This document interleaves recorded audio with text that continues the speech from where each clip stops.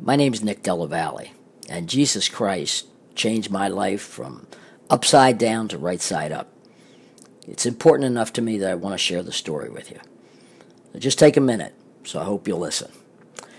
Baptized Roman Catholic and raised in the faith, I always knew God existed. It was something I never questioned. I spoke to God daily, and He whispered to my heart. I never heard His audible voice, but I felt His love.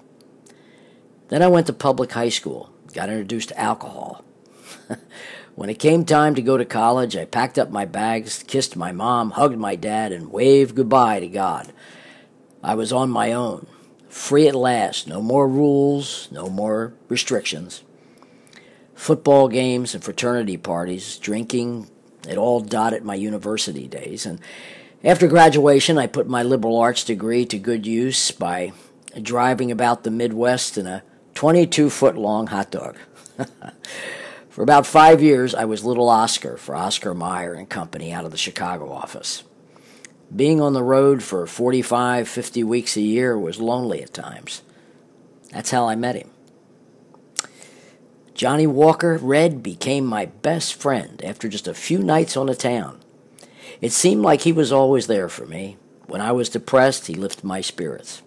When I was happy, he helped me celebrate. Being with Johnny made me feel acceptable, good, even normal. Everybody drank in the culture that I was in. It was both expected and encouraged. Not that I needed any encouragement. Johnny Walker Red on the rocks just rolled off my tongue. I was a smooth and classy guy. Just ask me. My role as Oscar was eventually discontinued, and Mom, Dad, and God still loved me, but I didn't talk to them much. And I headed to Las Vegas to seek my fame and fortune. Finally, I was going to put my college degree to good use, and so I became a poker dealer. Life was good, at least when I could remember it. I'd gotten married in 1977, adopted a son in 1979, watched him die in 1981. Anger and alcohol are a common but deadly combination. Johnny was no longer my friend. He was now my master. And the more I hung around him, the stupider I got. I needed God, but I didn't call him.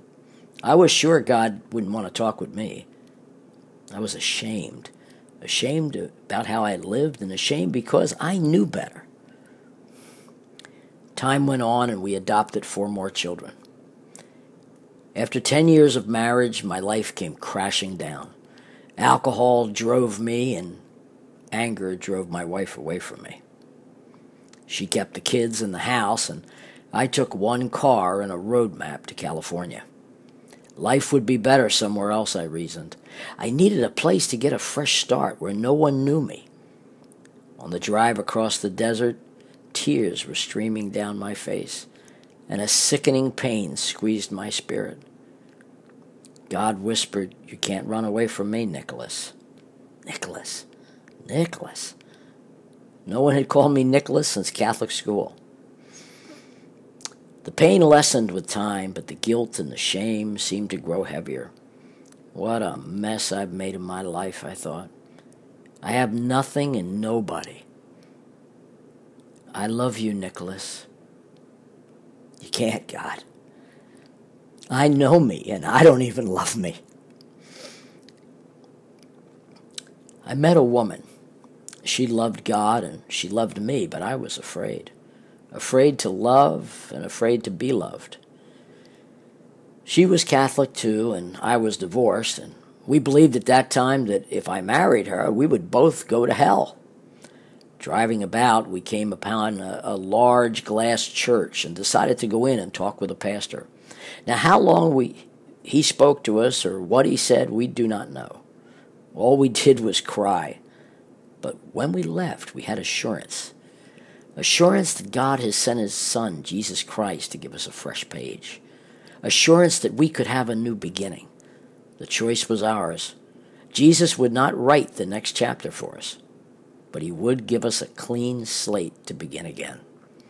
From that day until this, when I think of my relationship with Jesus, I use a word you won't hear very often in Christian circles. That word is evolution. Jesus Christ lifted me out of the muck and slime of anger and alcohol. And although I evolved as best I could, He alone has transformed me. And because of Him, I am a new creation with no past and a bright, bright future. I ask you to sincerely investigate this man, Jesus Christ. You have nothing to lose and everything to gain. Friends may misinform you. Family may overprotect you. But God broadens your mind, illuminates your spirit, and gives you life through His Son, Jesus. It's your choice, of course. But I encourage you, choose life.